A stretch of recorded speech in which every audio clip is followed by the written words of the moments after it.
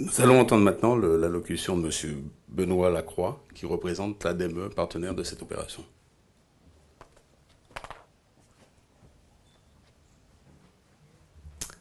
Bonjour à tous.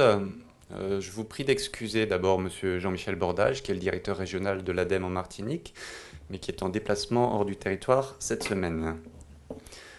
À l'ADEME, je m'occupe plus précisément des entreprises, notamment de tout ce qui est déchets et des approches transverses. Et il est vrai que pour ce forum, on va beaucoup parler d'approches transversales. Et comme le disait le président, l'environnement est un des thèmes qui vient s'ajouter dans les entreprises avec la qualité, l'hygiène et la sécurité. Alors l'ADEME et la Chambre de commerce et d'industrie sont partenaires depuis plus de 10 ans maintenant.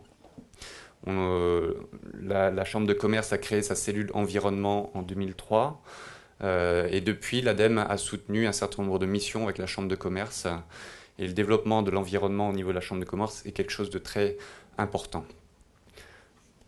L'ADEME est partenaire du Forum QHSE depuis le début et si on intervient là, c'est pas seulement parce que on finance le forum, mais c'est aussi parce qu'on veut profiter de ce forum et du nombre grandissant des entreprises qui le fréquentent pour faire passer le message de l'environnement qui est notre cœur de métier. L'ADEME, Agence de l'environnement et de la maîtrise de l'énergie, on ne va pas confondre avec l'Agence de développement économique de la Martinique qui intervient également lors de ce forum. Je préfère en parler tout de suite, comme ça après c'est clair. Donc l'Agence de l'environnement et de la maîtrise de l'énergie accompagne d'une manière générale toutes les entreprises sur toutes les thématiques qui sont les nôtres, à savoir les énergies renouvelables, la maîtrise de l'énergie, les déchets, les approches transversales, notamment le management environnemental et différents autres sujets. Nous intervenons en partenariat sur certains aspects avec les collectivités régionales et départementales. Comme le disait le président, faut-il profiter de la crise? Faut-il avoir peur de la crise?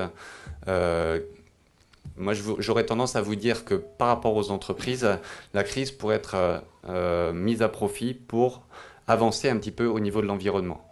Parce que c'est à ce moment-là maintenant qu'on peut parler de prévention.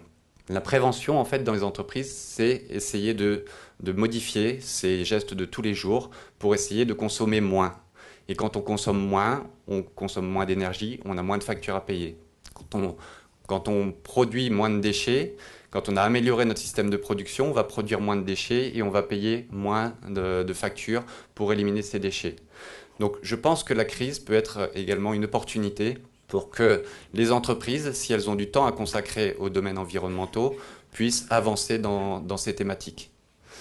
Donc l'ADEME reste à votre disposition pour avancer sur ces sujets. Et pour ceux que cela intéresse, je serai cet après-midi en tant qu'animateur sur un atelier qui s'appelle l'éco-responsabilité, où on va parler un petit peu d'une manière générale de toutes les thématiques qui touchent l'entreprise, qu'elles soient industrielles, qu'elles soient artisanales ou qu'elles soient de services, parce que quel que soit le type d'entreprise, il y a des actions à mener pour améliorer la situation environnementale. Voilà, je vous remercie.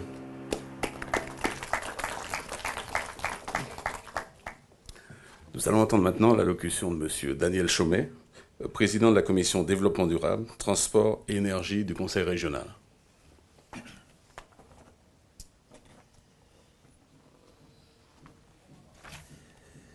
Monsieur le président de la CCIM, mesdames, messieurs les élus, mesdames, messieurs, alors vraiment c'est avec un grand plaisir que je participe à l'ouverture de cette 3e édition du forum QHSE.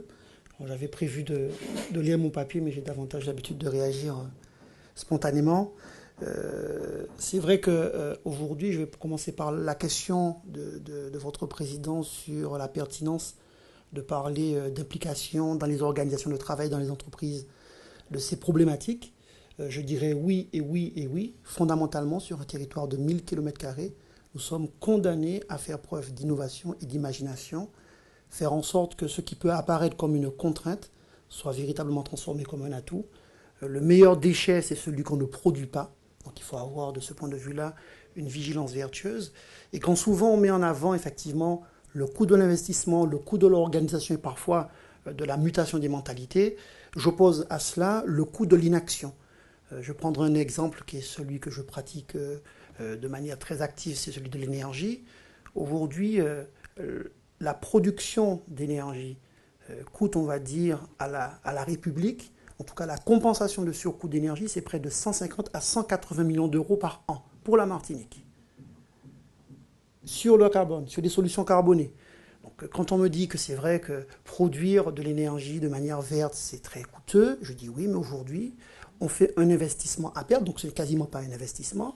On a une perte chaque année de 180 millions d'euros par an. Donc, ramener peut-être à la réalité de l'entreprise, ça peut paraître lointain, voire philosophique, mais fondamentalement, je crois qu'il s'agit pour nous en tant qu'acteurs, acteurs publics, mais aussi animateurs du mieux-être des entreprises, de faire en sorte que l'appréciation globale de ces sujets donne du sens aux actions que vous menez les uns et les autres individuellement, voire collectivement. Donc c'est dire qu'il faut qu'il y ait des outils pour vous accompagner, il faut de l'ingénierie, et faire en sorte que l'imprégnation de la culture de l'entreprise à ces problématiques doit être un élément qui vous préoccupe et qui participe à la mise en œuvre de la performance, mais aussi du mieux-être, parce qu'il s'agit aussi d'agir dans le mieux-être et faire en sorte que dans les organisations de travail, la responsabilité sociétale soit un élément qui procure de la plus-value, de la mieux-value au sens large du terme. Donc, bien évidemment, nous serons partenaire de cette manifestation. Ce n'est pas pour cela que j'y suis. J'y suis surtout parce que je crois aux résultats de partage d'échanges, de partage d'expériences, mais aussi de préconisations auxquelles nous sommes sensibles, puisque nous sommes à un moment extrêmement important s'agissant de la collectivité régionale dans la mise en œuvre des outils d'accompagnement, notamment sur les normes ISO et la mise en place de notre PRGD, enfin notre PRIGED qui a changé de nom, c'est le plan régional de gestion des déchets, sur la problématique notamment des déchets dangereux, sur un territoire comme le nôtre, oui, il faudra faire en sorte qu'on associe ces engagements à ce que l'on peut appeler l'attractivité du territoire, mais aussi la performance du territoire. Si la Martinique, plutôt que de devenir l'île aux fleurs, mais devienne l'île au VHU, nous aurons du mal à justifier les nombreux millions, voire les nombreuses dizaines de millions que nous investissons dans la rénovation des hôtels. Donc c'est dire qu'à un moment donné, il faut pouvoir intelligemment, et je pense collectivement, soit pas uniquement dans le registre de la réglementation et d'une approche un peu martiale, mais aussi dans la co-construction, parce qu'il y a aussi des acteurs de terrain qui sont très impliqués et qui ont aussi la culture de l'entreprise et qu'il faut pouvoir accompagner dans ce sens, faire en sorte qu'il y ait un meilleur partage de ces préoccupations et faire en sorte que notre territoire ne soit pas un laboratoire, mais une vraie terre d'expérimentation dans l'intérêt du développement de notre territoire. Voilà ce que je tenais à dire en quelques mots. Et m'excuser d'avance et excuser du peu, je suis convoqué à une réunion à Saint-Pierre sur le comité d'information et de suivi auprès des carrières des traitements de granulats. Donc vous voyez que là, sur ces sujets-là aussi, il y a du sens, puisque là où on prélève les granulats, c'est là aussi qu'il y a des projets de réserve marine et qu'il ne faut pas opposer l'un et l'autre, mais faire en sorte que l'un et l'autre donnent du sens au développement de notre territoire.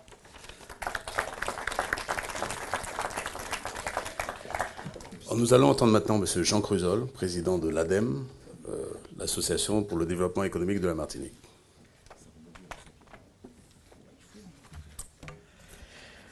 Merci beaucoup. Mesdames et messieurs, j'ai beaucoup de plaisir à être ce matin avec vous ici. Le président de l'ADEME n'était pas prévu dans les interventions, mais j'ai tenu à être présent car je considère que la question de la qualité est une question absolument essentielle pour des territoires de notre dimension.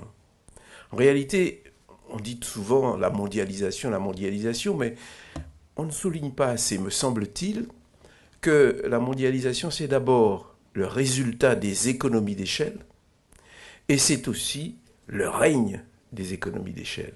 Et qu'est-ce que ça signifie, les économies d'échelle ? Bien, ça signifie que c'est la quantité qui prédomine. Or, le monde de la quantité est le monde des grands ensembles, des grandes économies. Que font les petites économies dans cette situation puisqu'elles n'ont pas d'économie d'échelle ? Elles sont par définition de petite taille, donc ne peuvent pas réaliser l'économie d'échelle. Eh bien, leur seule possibilité d'échapper à la dictature des économies d'échelle, c'est de développer la qualité. C'est donc la qualité qui est notre vision du court terme et du long terme. C'est la qualité qui est notre avenir. La qualité dans l'environnement, la qualité dans les prestations, la qualité dans la manière de fonctionner des entreprises. Cela signifie quoi? Cela signifie un type de relation de qualité entre chefs d'entreprise et salariés. C'est le dialogue social, c'est la sécurité dans l'entreprise. Bref, c'est toute une série de processus et de procédures qui assurent la qualité, et c'est la qualité qui peut permettre aux petites entreprises et aux petites économies de survivre et peut-être même de créer un modèle dans la mondialisation que nous connaissons. Et l'ADEME, depuis très longtemps, travaille dans ce sens. Figurez-vous que chaque année, et je vois au fond deux de nos chargés de mission de l'ADEME, et qui vont probablement intervenir dans les ateliers ici, et qui font depuis très longtemps un travail extrêmement important dans ce sens. L'ADEME tient en effet, depuis plusieurs années, un prix de la qualité, un mois de la qualité, et à ces différentes occasions, nous essayons de sensibiliser le maximum d'entreprises à la question de qualité. Eh bien, nous allons continuer, nous allons renforcer ce travail, car jusqu'ici, nous avons eu surtout affaire à des entreprises d'un certain niveau. Mais les toutes petites entreprises, les micro-entreprises ont aussi leur rôle à jouer en matière de qualité. Leur survie dépend encore plus que les entreprises de 10, 15, 20 salariés. Les entreprises qui n'ont qu'une seule salarié ou 2 salariés sont encore plus dépendantes de la qualité pour survivre. Donc l'une des choses sur laquelle j'insiste, c'est qu'il faut que pour les années qui viennent, un plus grand nombre de petites entreprises, de micro-entreprises, de TPE, comme on les appelle, puissent accéder à cette culture de la qualité qui est la culture de survie et la culture d'épanouissement des très petites entreprises et des très petites économies. Et c'est donc avec beaucoup de joie que je participe à l'ouverture de cette manifestation et je vous souhaite bon travail et bon travail de qualité. Merci.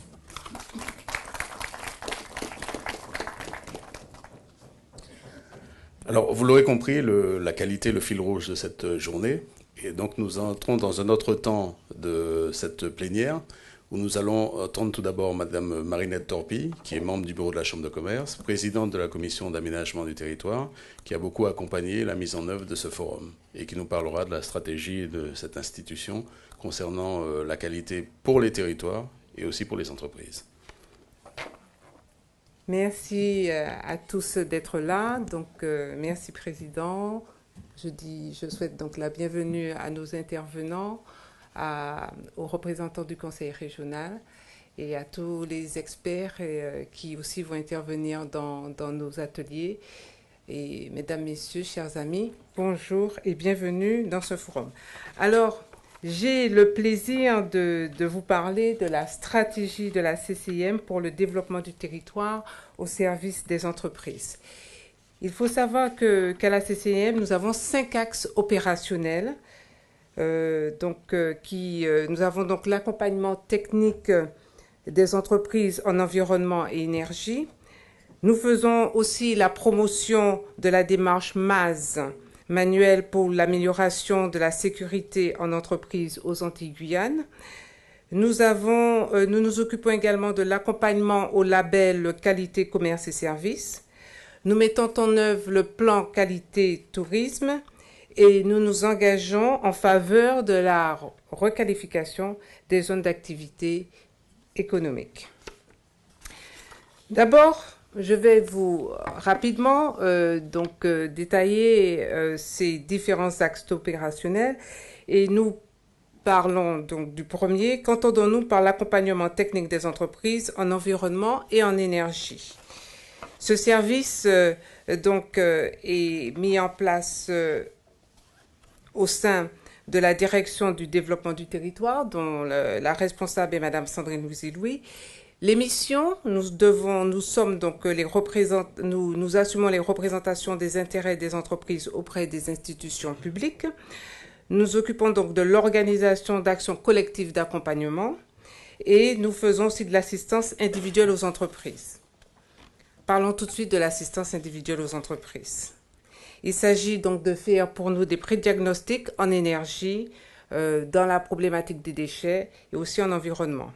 L'objectif est de faire le point de la situation énergétique ou environnementale de l'entreprise et identifier des pistes d'action. En 2011, 29 prédiagnostics ont été réalisés. Alors, vous avez quand même vu que c'est gratuit et confidentiel, mais j'ose pas trop le dire pour qu'on ne soit pas submergé de demandes. Enfin, ce serait quand même du succès. Ensuite, en action collective. D'abord, la manifestation d'aujourd'hui. La manifestation d'aujourd'hui, ce forum QHSE. L'objectif du forum, c'est informer sur les outils, les avancées réglementaires et les dispositifs d'accompagnement existants dans la qualité, l'hygiène, la sécurité et l'environnement. C'est aussi échanger avec des experts et avec d'autres entreprises. Nos partenaires qui nous ont accompagnés pendant toutes les éditions, nous sommes à la 3e édition, comme l'a dit le président. 3e édition, nous avons eu comme partenaires qui ont participé la CGSS, l'ARAC, l'ADEME, le PARM, la DIL, Atout France, etc. Et en partenaires financiers, il faut les citer, le FEDER, l'État, la région, l'ADEME. Donc, c'est un forum sur lequel nous avons vraiment un rôle à jouer et les intervenants avant moi ont bien expliqué l'intérêt d'un tel forum pour nos entreprises. En action collective aussi, nous réalisons des opérations groupées de diagnostic. Il s'agit d'accompagner un groupe d'entreprises à la mise en œuvre d'un plan d'action de maîtrise de l'énergie ou de gestion environnementale. On l'a fait avec des entreprises pour pouvoir établir leur bilan carbone, ou bien nous avons fait aussi une opération d'ensemble avec les entreprises d'imprimerie pour le traitement de leurs déchets. Ce sont des déchets un peu plus particuliers. Donc, et là, pour l'opération bilan carbone, nous avons lancé la 2e édition. Donc, on a un 2e groupe d'entreprises qui se prêtent à ce jeu, à pouvoir établir leur bilan carbone. Ensuite, ces opérations aussi favorisent les échanges d'expériences entre entreprises. Les projets 2012-2013, nous pensons sortir un guide sur la gestion des déchets d'entreprise. C'est une problématique qui sera de plus en plus d'actualité. Nous aussi, nous souhaitons accompagner donc le regroupement de professionnels pour la gestion de problématiques environnementales communes. C'est une demande actuellement qu'on a au niveau des entreprises des imprimeries, puisqu'on a identifié les problèmes de déchets. Maintenant, il faudrait voir comment ils arrivent à trouver une solution et à se regrouper. Et la Chambre de commerce peut être effectivement un bon facilitateur dans ce cas. L'autre axe opérationnel, c'est le MAS. Le MAS, nous faisons donc par le MAS la promotion de cette démarche qui est un système de management dont l'objectif est l'amélioration permanente et continue des performances sécurité, santé, environnement des entreprises. C'est un référentiel qui, au final, permet d'améliorer la sécurité au travers d'un système de management adapté à l'entreprise, de mieux organiser, de mieux communiquer en améliorant les conditions d'intervention des salariés, de mettre en place un langage commun afin de progresser ensemble. Et vous aurez une présentation plus détaillée à la plénière demain matin par Jean-Claude Sombo. Le MAS, c'est un groupement d'associations de type loi 1901, dont les membres sont les entreprises utilisatrices et les entreprises intervenantes. La CCIM est présidente d'honneur du MAS Antilles-Guyane. L'autre axe opérationnel, c'est l'accompagnement au label qualité, commerce et services. Il s'agit d'une démarche qualité de l'accueil et du service pour les entreprises du commerce, de l'artisanat et des services de centre-ville et de centre-bourg. Depuis 1999, plus de 13 000 entreprises se sont engagées au moins une fois dans la charte qualité au niveau national. 38 chambres de commerce et d'industrie et 7 chambres des métiers ont mis en place l'opération charte qualité, accueil, écoute, conseil. C'est un réseau interrégional, 5 régions sont engagées, 32 départements. Cette démarche de progrès est basée sur 3 notions clés, l'accueil, l'écoute et le conseil. 7 engagements sont déclinés en 73 points de service dans le référentiel. Donc, vous verrez donc tous ces engagements et ces points dans un atelier qui se tiendra cet après-midi, dans lequel donc sera détaillée la démarche et qui sera donc en deuxième partie de ce forum aujourd'hui. Autre axe opérationnel, la mise en œuvre du plan qualité tourisme. Le PQT, c'est une marque déposée par le ministère du Tourisme et qui est gérée par le service tourisme de la DIEC, assisté d'un comité de gestion. La marque qualité tourisme constitue pour les professionnels de tourisme et leurs clients un gage de confiance. En Martinique, le dispositif a été mis en place fin 2007 et la Chambre de commerce et d'industrie de la Martinique a reçu délégation de l'État pour la mise en œuvre du PQT, du plan qualité tourisme. Le PQT fait aussi l'objet d'un partenariat avec le comité martiniquais de tourisme. Les secteurs d'activité actuellement concernés par le PQT sont l'hôtellerie et la restauration. La démarche est actuellement en cours d'extension pour les lieux de visite et sera à moyen terme pour les activités de loisirs. En Martinique, 38 établissements ont déjà obtenu la marque qualité tourisme, 12 hôtels et 26 restaurants. Pour ce label, cette démarche, il y aura aussi un atelier donc, qui accueillera ceux qui le souhaitent en deuxième partie du forum. Maintenant, nous allons parler du dernier point, dernier axe opérationnel, qui n'est pas qui est loin d'être notre dernière préoccupation. On parlera donc de l'engagement en faveur de la requalification des zones d'activité économique. Vous savez que la Chambre a conduit une étude des enjeux et de la cohérence dans la localisation et l'implantation des zones d'activité économique en Martinique depuis 2008. Et cette étude, nous avons eu de nombreux partenaires qui ont assisté à nos ateliers et aussi qui ont financé l'étude. Alors, je souhaite quand même les citer. Nous avons eu naturellement l'Europe, l'État, la région, le Conseil général, la CACEM, l'Espace Sud, la CCNM, la Chambre des métiers, la Caisse des dépôts, l'ADEME, la DEME, la DUAM, le CAE. Donc, avec tous ces partenaires, depuis 2008, nous sommes en train de pouvoir diagnostiquer et envisager un développement au niveau des zones d'activité de la Martinique.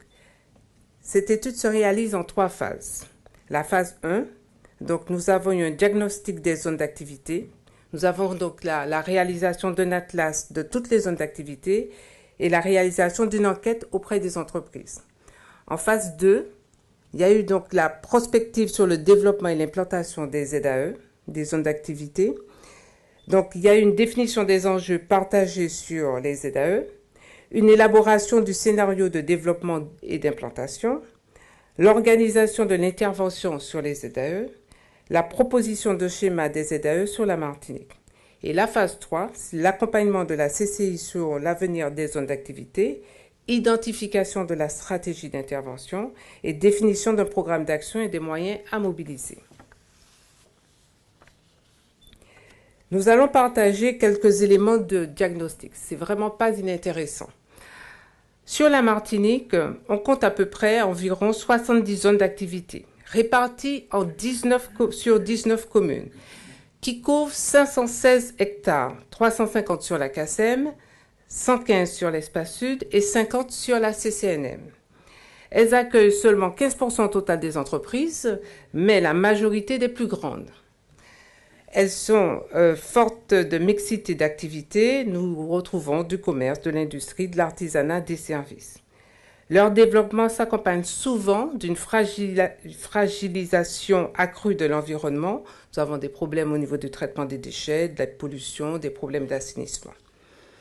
Elles participent, et c'est aussi un problème, au phénomène de dévitalisation des centres-bourgs en raison de la délocalisation de services et de commerces de proximité vers donc les zones périphériques. Elles sont handicapées souvent par l'absence de gestionnaires et cela cause beaucoup de dysfonctionnement et cela donne des fois des implantations anarchiques d'activités en inadéquation avec les types de locaux proposés. Voyons maintenant les enjeux d'aménagement donc identifiés qui ont servi à l'élaboration du schéma des zones d'activité. Donc dans un premier temps, je vous donnerai donc ce qui a été acté lors des ateliers et la réponse que nous souhaitons traduire, enfin faire, dans le schéma de zone d'activité. Donc il a été acté qu'il fallait équilibrer le territoire pour le développement économique. Ça, je pense qu'on est pratiquement tous d'accord sur ce constat. Et la réponse, ce serait donc de re-questionner la répartition des ZAE et proposer un nouveau maillage. Par ailleurs, donc, nous avons aussi constaté qu'il faudrait offrir une meilleure lisibilité des zones d'activité et pour cela, donc, proposer une hiérarchie des zones d'activité existantes et à venir, depuis donc la zone d'intérêt local à la zone d'intérêt majeur et mettre en cohérence leur développement. Nous avons constaté aussi qu'il fallait définir et assurer une temporalité dans l'ouverture des zones, donc proposer un phasage de mobilisation foncière, fixer des actions de court, moyen et long terme depuis les études préalables à la commercialisation. Requalifier les zones d'activité vétustes. Prioriser donc les actions de requalification pour améliorer le fonctionnement des zones historiques et travailler sur la densification des parcelles disponibles. Prendre en considération la rareté de l'espace et de la préservation de l'environnement. Donc, en traduction, donc, mobiliser le strict nécessaire, prioriser la densification et tenir compte impérativement des contraintes naturelles et réglementaires du territoire. Assurer en priorité le maintien de la vitalité économique des centres-bourgs. Tout le monde doit bien vivre. Fixer donc des règles sur les filières à implanter dans les zones d'activité économique et dans une logique de complémentarité avec les activités déjà présentes. Quel scénario d'orientation thématique qui donc a été partagé avec les différents acteurs? Nous avons cette carte qui va s'animer au fur et à mesure. Donc nous constatons que le centre, on estime que le centre, on considère un centre élargi, un espace de développement à organiser en bipolarité Est-Ouest, avec une approche environnementale pour une attractivité pérenne, avec aussi des thématiques à privilégier, l'import, l'export, la logistique, l'industrie, les services et les commerces. Et en interne, faire une réorganisation pour opérer par la requalification de certaines zones. À droite, nous avons le Nord-Atlantique. Donc, c'est un développement qui devrait s'appuyer sur les richesses locales, c'est-à-dire donc voir les filières agro-transformation, des produits de la pêche et aussi ce territoire lancé à certaines vocations agricoles. Son pendant en face, le Nord-Caraïbe. Le Nord-Caraïbe, donc, a aussi un développement, à faire aussi un développement à travers les richesses locales, donc les produits de la pêche, et essentiellement aussi le tourisme vert et patrimonial en lien avec le projet Grand Saint-Pierre. Par ailleurs, ce serait bien aussi que nous puissions développer les petits carrés bleus, et oui, ils y sont, bleus et les triangles bleus, un réseau des métiers de la mer, donc avoir une activité nautique polarisée autour du marin et des pôles secondaires, aussi une activité d'aquaculture et de transformation des produits de la pêche.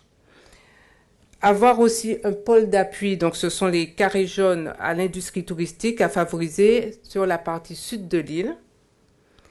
Par ailleurs, nous souhaitons il faudrait prendre en compte les espaces naturels remarquables à protéger, qui sont un potentiel écotouristique.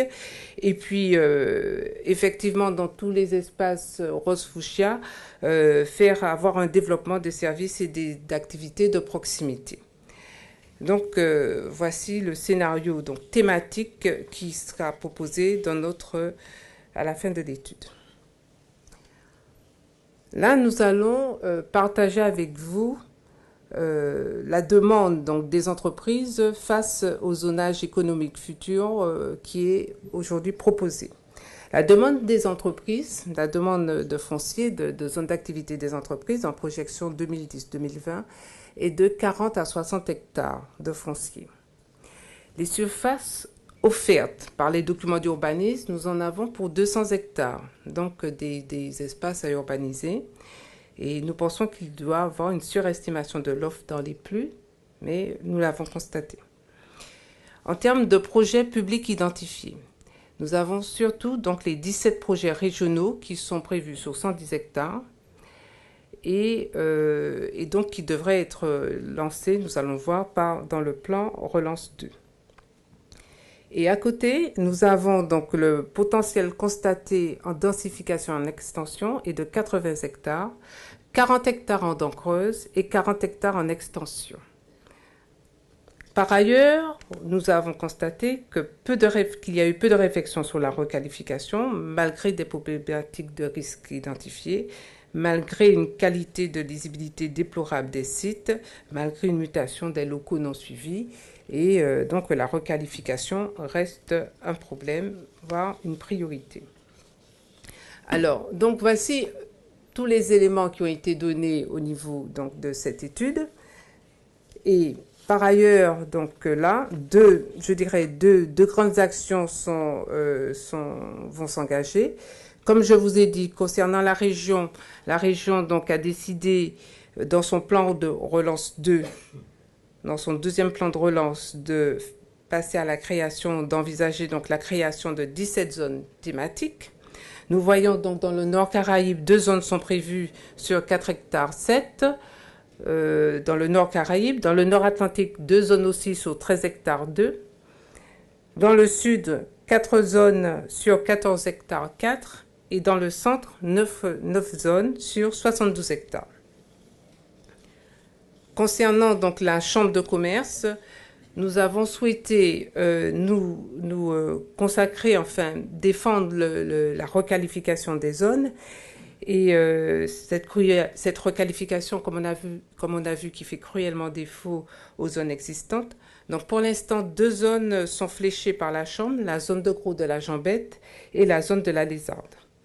Nous souhaitons donc dans cette requalification retenir 3 orientations majeures.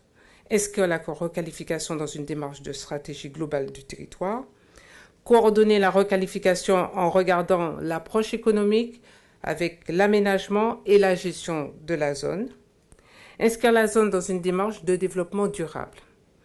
Les actions à mener avec toutes les parties prenantes concernent l'attractivité et le développement économique, le fonctionnement et l'image de la zone, l'animation et la gestion de la zone. Donc voici notre action concernant notre engagement sur les zones d'activité et aussi donc les différents axes opérationnels donc, que je vous ai parlé de la Chambre qui, comme vous le voyez, nous sommes impliqués, et c'est notre rôle, nous sommes impliqués auprès des entreprises donc, pour aménager un territoire, pour rendre ce territoire plus attractif et pour permettre à nos entreprises d'être plus performantes. Merci de votre attention.